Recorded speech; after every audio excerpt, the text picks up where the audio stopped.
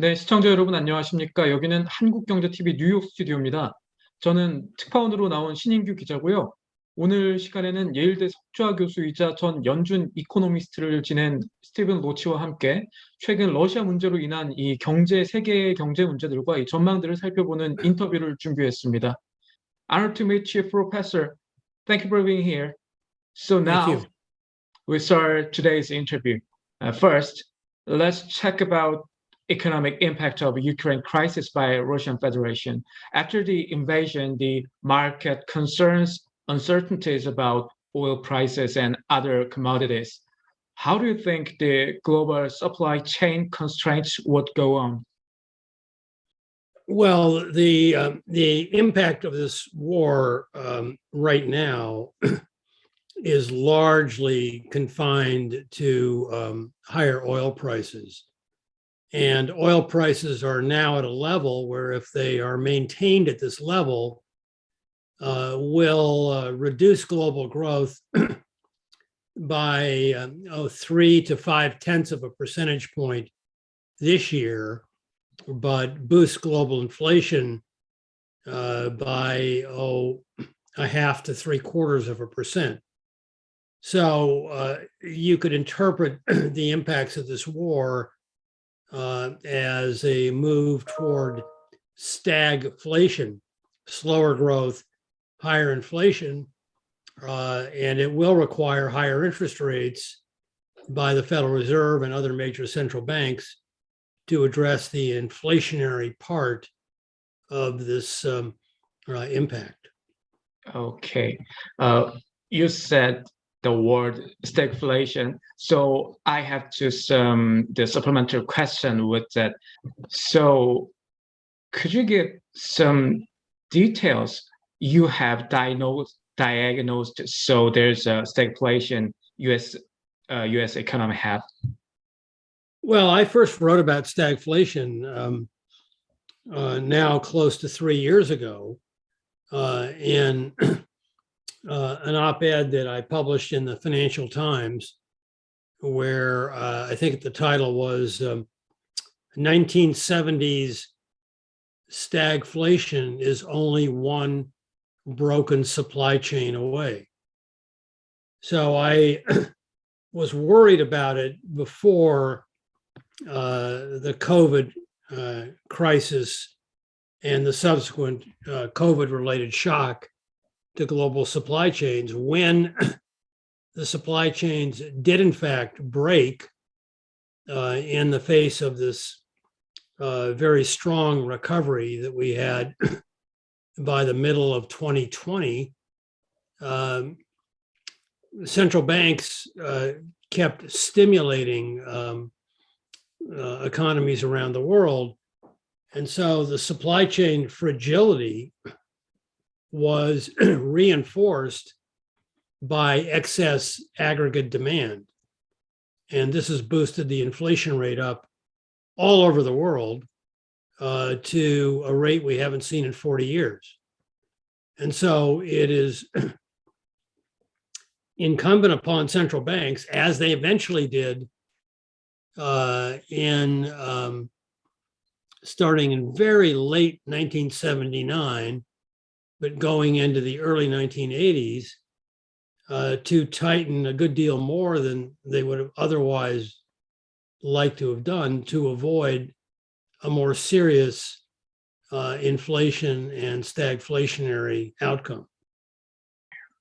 But then how about the second half of this year? Do you think the supply chain constraints still remains or things will get better then? I don't think anybody really knows. I think, there's a lot of pressures going on right now in the world, exacerbated by the war and by potential disruptions to global oil supply. Supply chains can't be adjusted that quickly. The idea that you can just move your source of production or your inputs from one offshore platform to another easily, I think, is one that is not supported by good research, And so I think it's probably going to take longer than we would like to resolve these supply chain issues. I do believe they will be resolved, but there's no instantaneous cure for disruptions on the supply side of the global economy. Okay. And in this situation, do you think there's a possibility that the invasion affects to the Fed's interest rate policy? Yeah, absolutely. I mean, the Fed is clearly committed to beginning to tighten interest rates later this month. And they have a long way to go to bring interest rates under control. The best way to look at it is that the inflation rate in the United States right now is, on a year-over-year basis, 7.5%. We'll get another number out, I guess, tomorrow. But given what's going on in oil prices, that number is going higher rather than lower. And the federal funds rate is zero today. They haven't moved. So with a zero federal funds rate and a 7.5% inflation rate, the inflation adjusted or real federal funds rate, as we call it, is negative 7.5. We've never had such a negative federal funds rate ever. Even in the 1970s and early 80s, I've done the research. The lowest the federal funds rate got was -5. So we have more monetary stimulus in our system today than we've ever had in modern history. And so the idea that we can solve that just by, 2, 3, 4, even 5 tightenings of 1/4 of a percentage point each, I think misses the key point that the central bank needs to bring down the growth rate, the excessive growth rate in aggregate demand, and has to push the federal funds rate into positive territory to do that. The nominal federal funds rate has to go above the inflation rate. And it's so far away from that right now that it's a joke. And so the Fed has considerably more monetary tightening to do than the markets are expecting. The war in Ukraine is a wild card. The Fed may be more cautious as a result, but they will have to, once this war is over, hopefully, they'll have to make up for that. Then what if the situation getting worse, which would be an option the Fed likely choose between taking risk of inflation and taking risk of recession as a market? The Fed never wants to push the economy into recession. But when it has to move aggressively, that's a risk. I was working at the Fed in the 1970s, and Paul Volcker took over in August of 1979, determined to raise interest rates high enough to deal with a serious inflation problem. He never stated that he wanted recession, but he knew full well that a sharp monetary tightening after years of monetary stimulus might raise that risk, but he was prepared to take that risk given the severity of the inflation problem that existed back then. And that's the challenge for Fed Chairman Powell right now, to judge how serious this inflation problem is and how long this problem is going to persist. If he believes, as he admitted he believed incorrectly earlier last year, that inflation was transitory and would quickly move lower, then he probably didn't have a whole lot to do. But I think he has now changed his view and is persuaded that the inflationary pressures are more serious, more persistent, and that raises the possibility of a more meaningful increase in policy interest rates by the U.S. Federal Reserve than certainly than he thought a year ago, and that the markets still think today. Yeah, okay. Thank you for your answer. And let's move on to another question. As you mentioned before, China has an important role to influence Russian President Putin. Do you think what is best scenario for global economy? Well, the best scenario for the world, forget about the world economy, the best scenario for the world That China moves them, yeah. is to end the war. Right. And Putin is not responding to Western sanctions, even though the sanctions are crushing the Russian economy. And I think it's unrealistic to think that Putin will just wake up one day and say, oh, the sanctions are bad enough so that I must withdraw my troops. He's not about to do that. So China has much more leverage over Vladimir Putin than do the US and Western sanctions. And China, as you know, signed a new partnership agreement with Russia on February the 4th at the opening of the Winter Olympics in Beijing.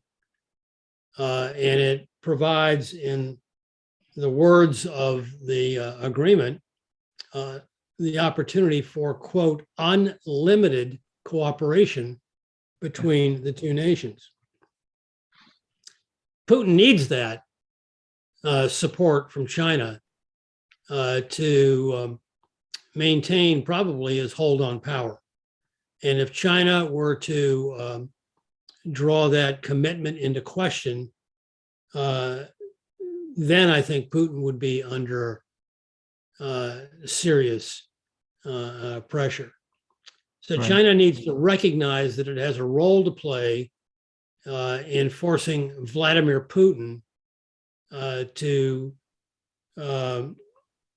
end this horrible conflict. And I'm calling on China to exercise that responsibility and do the right thing in pressuring Putin to stop the war for the sake of global peace. Okay. Okay, let's move another question. It's another question for China economy.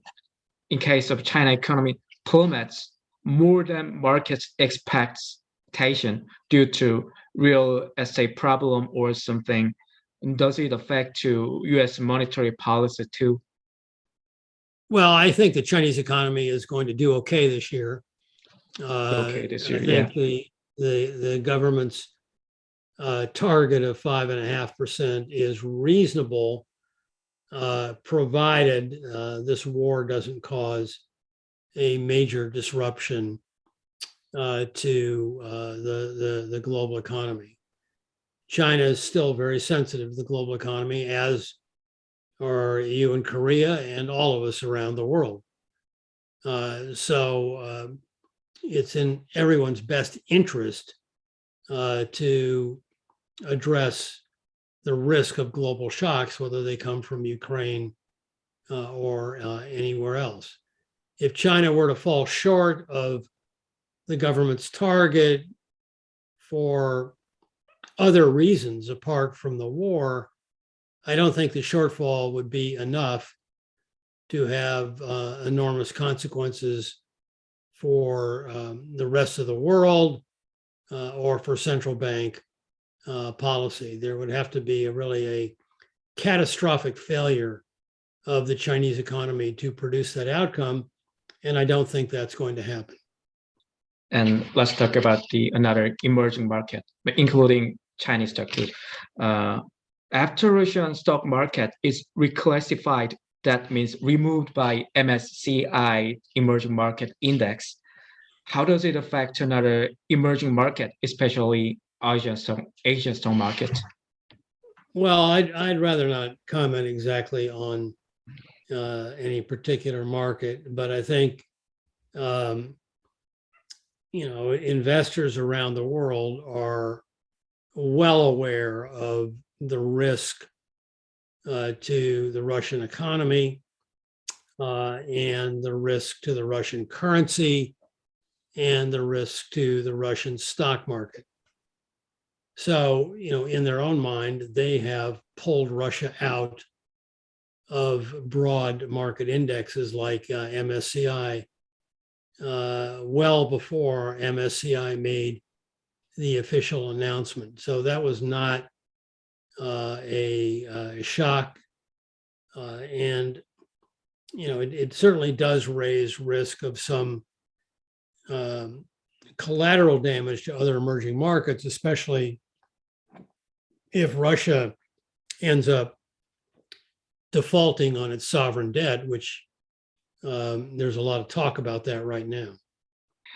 Okay, that's all for today's interview. Thank you so much. And I hope you have an in-person interview to you in Yale soon. And have a great day, Professor. Thank you very much.